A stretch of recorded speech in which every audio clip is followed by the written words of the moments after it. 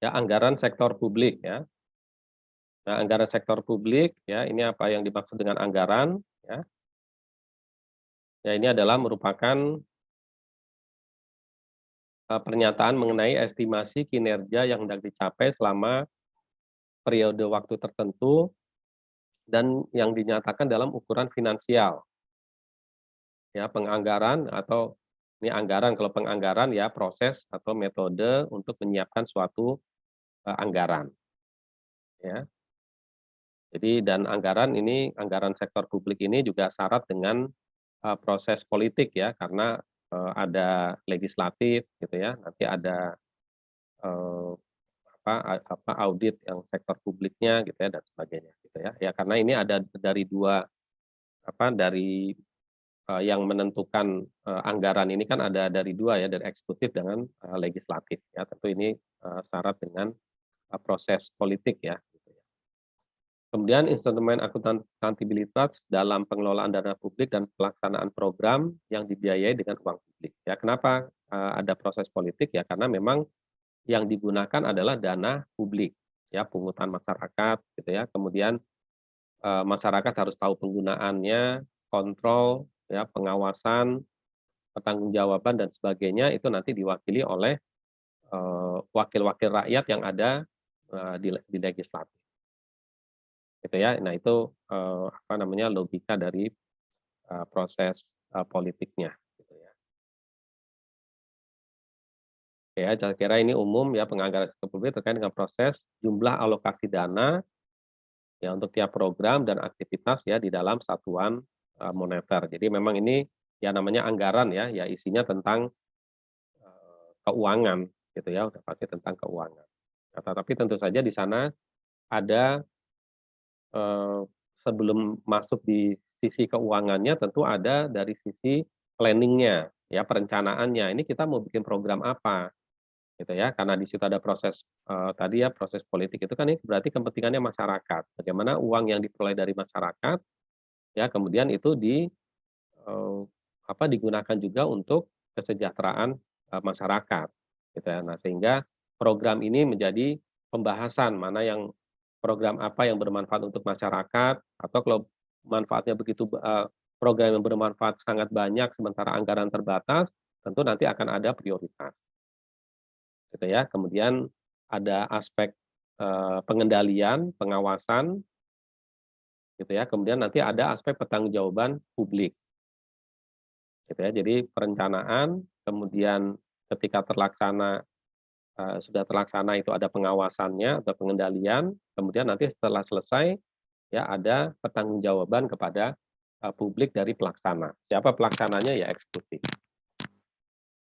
gitu ya. Nah itu, eee, aspek-aspeknya ya.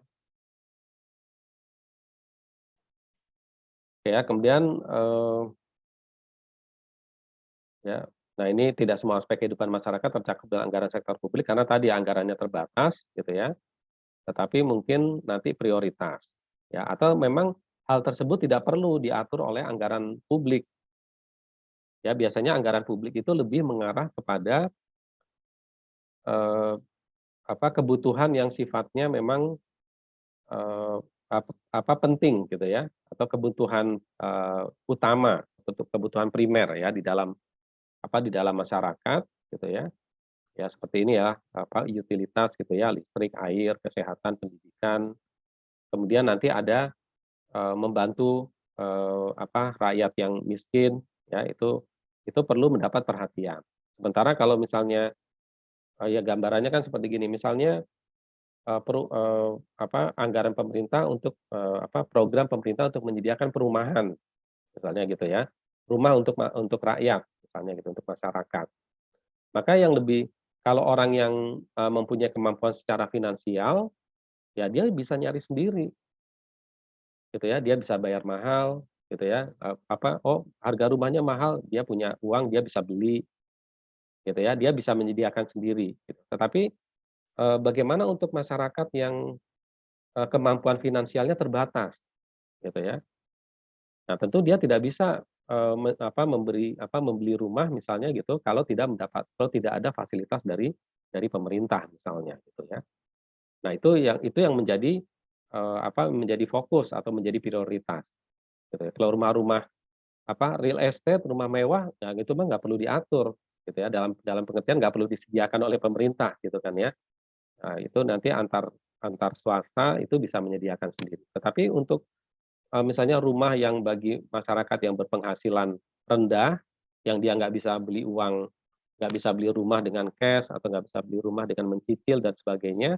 Nah, itu mungkin yang menjadi programnya, gitu ya. Nah, jadi, ya nanti misalnya ada fasilitas, kredit, fasilitas, subsidi, subsidi pinjaman dan sebagainya, gitu ya. Nah, itu program itu menjadi sebuah, program yang, mengarah kepada kebutuhan masyarakat, gitu ya. Nah, tingkat kesejahteraan masyarakat ini dipengaruhi oleh keputusan yang diambil oleh pemerintah yang berkaitan dengan anggaran. Ini anggarannya tepat sasaran apa enggak, gitu ya, arahnya kemana, dipergunakan nanti yang mendapatkan manfaat atau keuntungan dengan, pengeluarannya anggaran ini nanti siapa, gitu ya.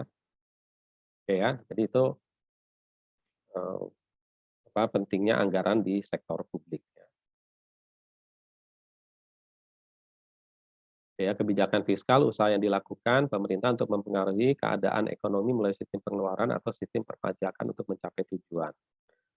Ya, alat kebijakan fiskal adalah anggaran. Ya, jadi kebijakan fiskal itu biasanya, ini kan penerimaan gitu ya, pungutan pungutan pemerintah kepada publik itu misalnya dalam bentuk, kebijakan fiskal, ya pemungut pajak atau retribusi. Kemudian nanti itu dipergunakan untuk apa, ya. Jadi ini adalah, kebijakan ya.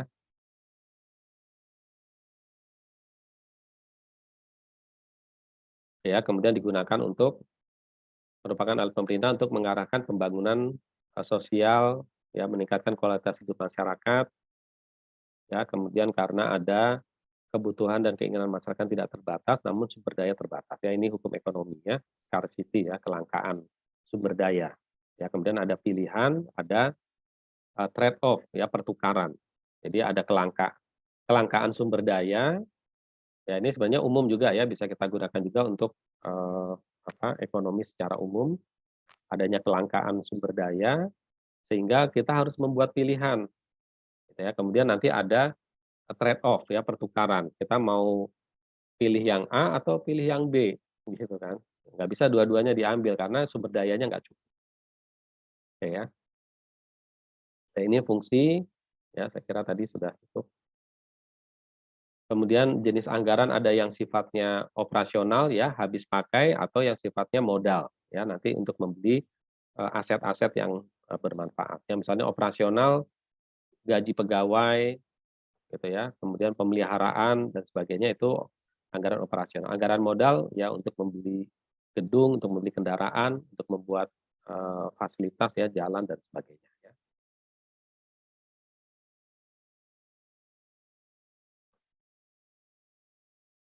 Ini prinsipnya tadi, diaotorisasi oleh legislatif ya, kemudian, mencakup seluruh penerimaan dan pengeluaran, non apa, non discretionary appropriation, jumlah yang sudah disetujui ya harus dimanfaatkan. Jadi nggak bisa pindah-pindah gitu ya. Jadi kalau udah setuju untuk membeli kendaraan, ya sudah nanti harus dipergunakan untuk membeli kendaraan. Ya tidak bisa dipergunakan untuk yang lain. Ya kecuali ada, kalau diakomodir ya oleh peraturan, ya itu bisa saja tapi biasanya harus ada alasan. Ya seperti kemarin misalnya, kasus Covid gitu ya. Nah itu kan ada beberapa anggaran di bidang sektor lain yang, eee, di-cancel ya, ditunda atau dibatalkan kemudian diarahkan untuk, penanganan pandemi Covid misalnya. Nah tapi itu kan juga ditentukan melalui, undang-undang ya gitu ya. Jadi atau ya ditentukan melalui undang-undang atau, peraturan yang khusus. Gitu ya, tapi kalau secara umum itu sudah, non discretionary appropriation ya, tidak bisa dialihkan, ya, hanya kondisi-kondisi khusus yang menyebabkan itu bisa dialihkan. Kemudian juga ada anggaran yang sifatnya, 1 tahun anggaran atau multi years ya, ya melewati 1 tahun anggaran. Jadi misalnya kita mau bangun, eee, misalnya waduk gitu ya, mau bangun waduk, waduk itu nggak selesai dalam 1 tahun anggaran, bisa jadi 2 atau 3 tahun anggaran, gitu ya. Jadi multi years ya istilahnya ya, atau multi tahun. Oke ya, kemudian akurat ya, saya kira ini.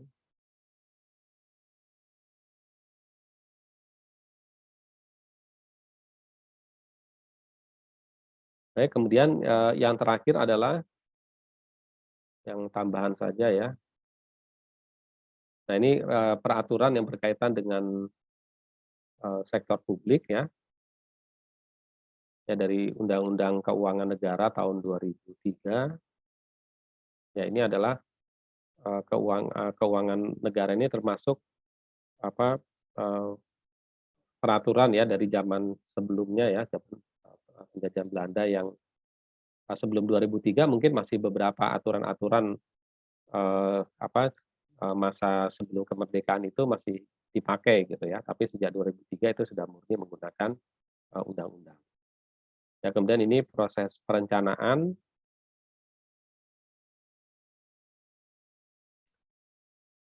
ya ada di sini ya mungkin ya. Nah ini, pertama ada rencana pemerintah jangka panjang dulu ya. Nah ini harusnya ada rencana pemerintah jangka panjang, ada yang nasional, ada yang daerah. Ya kemudian rencana pemerintah jangka menengah. Ya jangka panjang ini 25 tahun, jangka menengah ini, 5 tahun atau sesuai dengan, periode kepala daerah atau, presiden ya. Kalau nasional berarti, sesuai dengan periode presiden 5 tahun ya, RPJM disusun sesuai dengan periode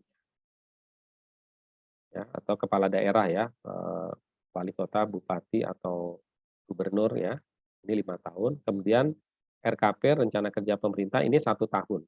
Nah itu yang nanti dituangkan di dalam, APBN atau APBD. Gitu ya. Jadi rencana anggaran pendapatan dan belanja negara atau rencana anggaran pendapatan belanja daerah yang kemudian disahkan menjadi undang-undang APBN atau menjadi peraturan daerah APBD. Oke ya, jadi ini prosesnya ya, dari RPJP, RPJM, RKP, kemudian RAPBD dan menjadi APBD yang kemudian dilaksanakan, 1 tahun, anggaran ya. Nah di atasnya ada rencana-rencana ya, ini rencana strategis KL itu kementerian dan lembaga gitu ya. Ini rencana, artinya anggaran itu kan dimulai dari rencana ya, seperti awal tadi ada planning-nya,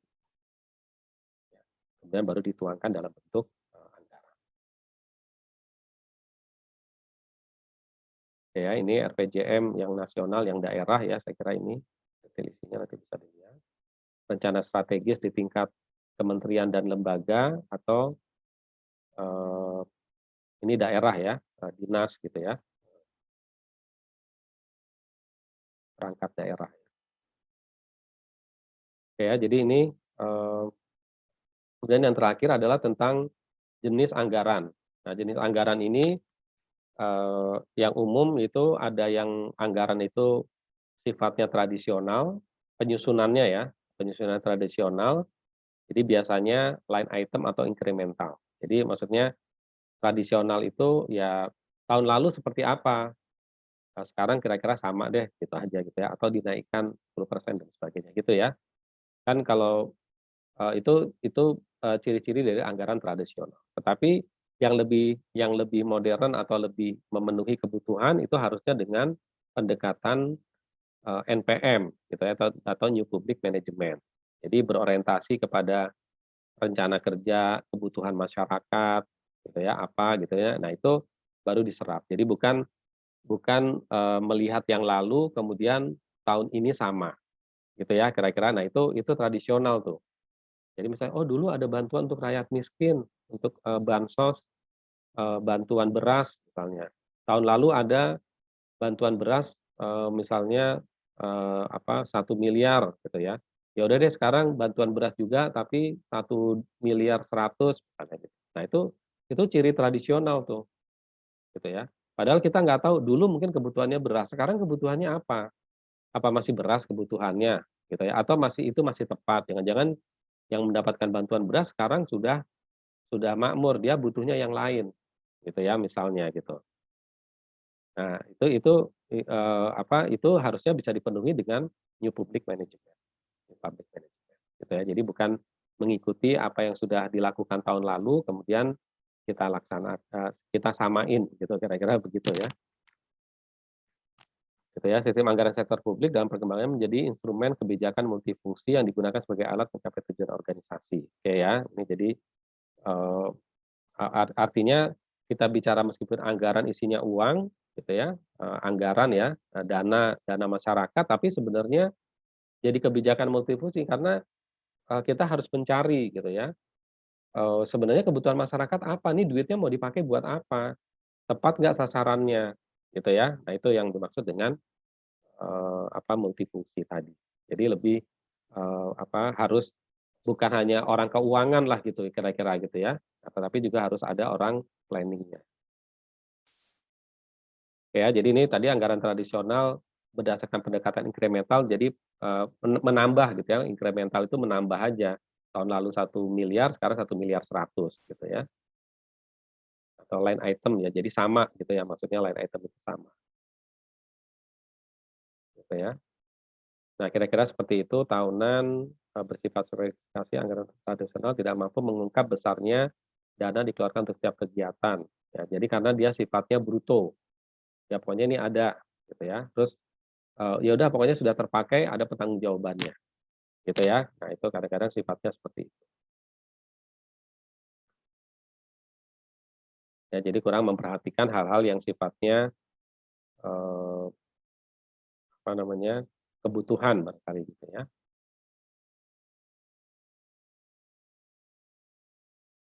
Nah, ini didasarkan atas line item, jadi yang lalu saja sama seperti apa gitu, pokoknya ada penerimaan, ada pengeluaran, ya selesai urusan, gitu ya, kira-kira seperti itu gambaran, simpelnya. Nah, ini kelemahannya hubungan yang tidak memadai atau terputus antara anggaran tahunan dengan rencana kerja jangka panjang, gitu ya. Jadi tidak memperhatikan tadi, tidak memperhatikan kebutuhan, tapi udah yang penting anggarannya habis, gitu ya, anggarannya ada dan habis, ada LPJ-nya. Gitu ya, kira-kira sih seperti itu, gitu ya gambarnya, tapi tidak, menggali kebutuhan, ya.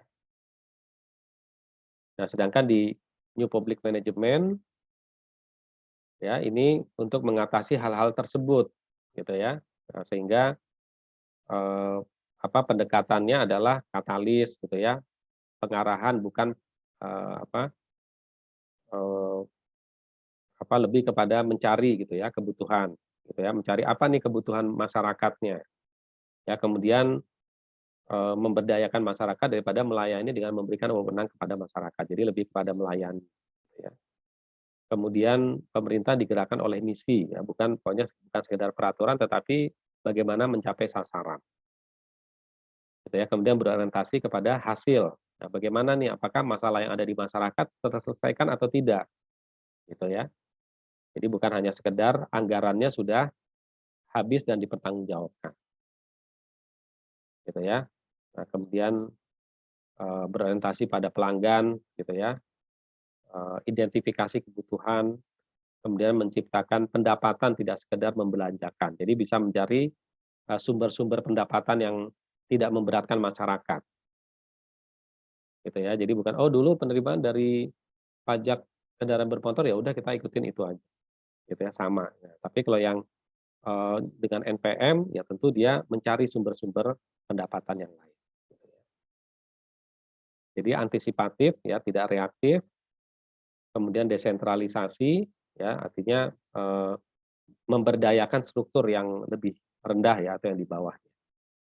Kemudian berorientasi kepada mekanisme pasar. Oke ya, jadi saya kira itu, tentang anggaran sektor publik ya. Nah, nanti lebih detailnya bisa silakan dibaca ya, nanti bisa saya sampai sini ada pertanyaan?